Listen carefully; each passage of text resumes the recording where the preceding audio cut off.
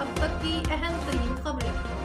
حاجی محمد وارث سعیدی کی رپورٹ کے مطابق Mailsi international group of education کی طرف سے بیرون ممالک میں تعلیم حاصل کرنے والے طلباء طالبات کی کونسلنگ کے لیے ایک ایکسپو منعقد کیا گیا۔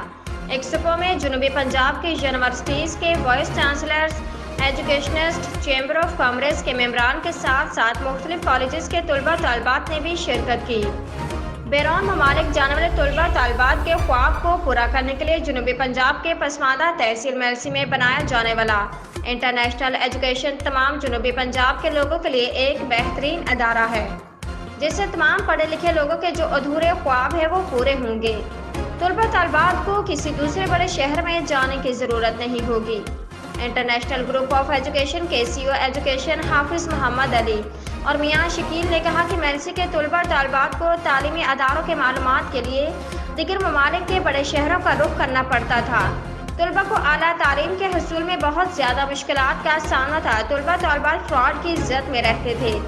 ان مسائل کے لیے میلسی میں کونسلنگ ہیڈ انٹرنیشنل ادارے کا قائم کیا گیا، جو طلباء طالبات کے مسائل حل کے لیے رہنمائی فراہم کرے گا۔